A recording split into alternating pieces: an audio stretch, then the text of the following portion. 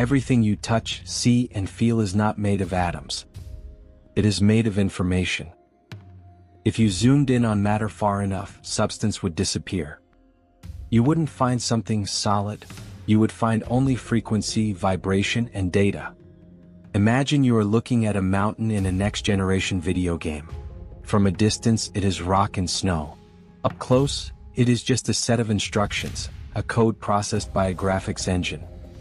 Our reality works the same way. Matter is what appears on the screen, but energy and information are what run behind the scenes. Modern physics already knows this. The universe is real-time data processing. But here is what they don't tell you in school. If reality is software, your consciousness is the interface. What if every thought you sustain isn't just a feeling, but a command line? What if what you call desire is actually a code instruction being sent to the simulation's central server?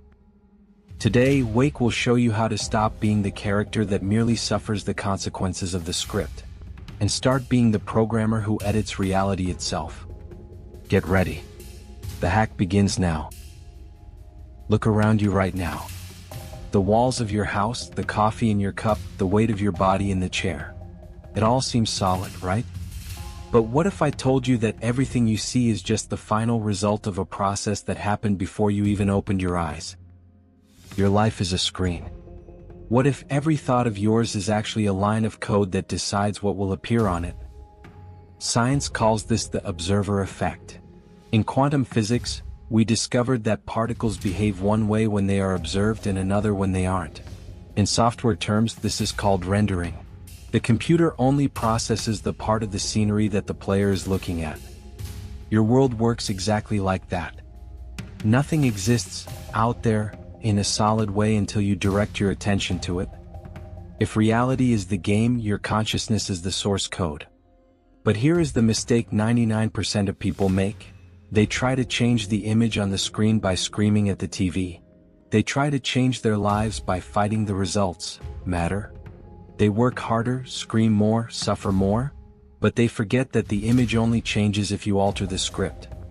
If you think, I don't have money, you just wrote a command line that forces the simulation to render scarcity. The system doesn't judge you, it simply executes what you write. Have you ever felt that, no matter how hard you try, it feels like you're running on a treadmill? You change jobs, you change relationships, you change cities, but the problems just seem to change clothes. This happens because you are trying to edit the result while the source code remains the same. Imagine a programmer who sees an error on the screen and tries to erase it using an eraser on the monitor. Sounds ridiculous, doesn't it? But that is exactly what you do when you try to change your life through purely physical effort. Your life is a screen. What if every repetitive thought you have was a line of code that you are forcing the system to execute over and over and over again?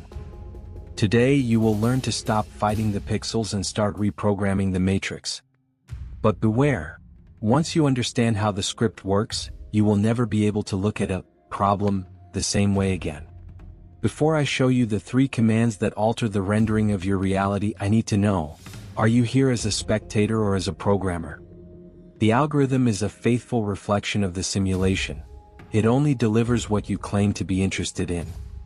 If you are ready to take control of the console, subscribe to Wake now. Don't let this transmission get lost in the system's sea of distractions. Let's enter the source code. So, to reprogram the simulation, you need to understand the first rule of code. The system is literal. The simulation doesn't understand irony, it doesn't understand desire, and it certainly doesn't understand your pain. It simply processes data. When you say, I want to be rich, the code you send is I want. The system reads the state of wanting and faithfully renders more situations for you to continue wanting. You become a master at desiring but a failure at having. Desire is the code of scarcity disguised as hope. The programmer's first command is the assumption of the final state. In code, you don't tell the computer, try to open the file. You give the command, open. In the simulation of reality, this means you don't focus on the path, you focus on the rendered result. The observer doesn't wait for reality to change to feel good. They feel the way the result would cause them to feel, and the system, by technical obligation, must adjust the pixels around that frequency. If your internal code says, complete, the simulation has no choice but to materialize the conclusion. It is a physical law, not a mystical suggestion. The second code error is what we call the negative feedback loop. Most people spend 90% of their day reacting to what is already on the screen. They look at an empty bank account and think, I am broke. This thought generates an emotion of fear. Fear is a high-priority instruction for the system. The system reads, I am broke, plus fear, and responds, understood, generating more broke situations to validate the user's perception. You are in an infinite loop where the screen creates the thought and the thought recreates the screen. To break the loop, you need technical indifference. You look at the screen, see what you don't like, and say, this is just an old frame being processed. My new script is already running. You stop giving energy to what is, to focus on what you have decided will be. And here lies the secret that the architects of the Matrix don't want you to find: the silent language. The most potent code is not made of spoken words, but of effortless intention.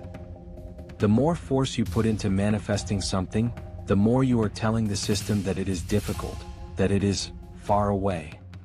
The system reads your force as resistance. The real hack happens in relaxation. When you decide something with the same naturalness with which you decide to pick up a glass of water, without doubt, without anxiety, the command is clean. It bypasses the ego's firewall and hits the rendering core instantly. You don't need to scream at the Matrix.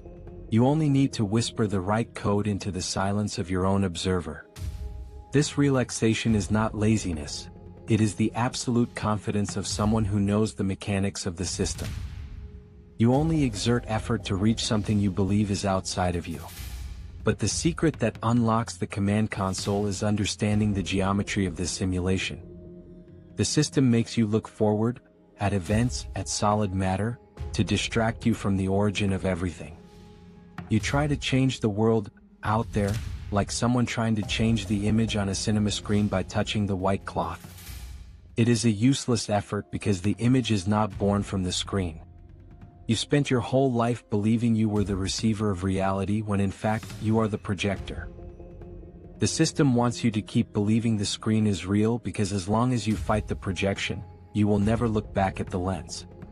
The final leap, the ultimate hack, is the discovery that you are not inside a simulation. The simulation is inside you. When you understand that your thoughts are code, you stop asking the world for permission. You don't ask for health, you don't ask for success, you don't ask to be loved. You input the data. In the absolute silence of your observer, you declare the truth and watch reality reorganize itself to accommodate this new instruction. It's as if the universe is made of invisible clay that only hardens when you stop touching it. Most people's mistake is to keep molding, doubting, and altering the code every 5 minutes out of fear.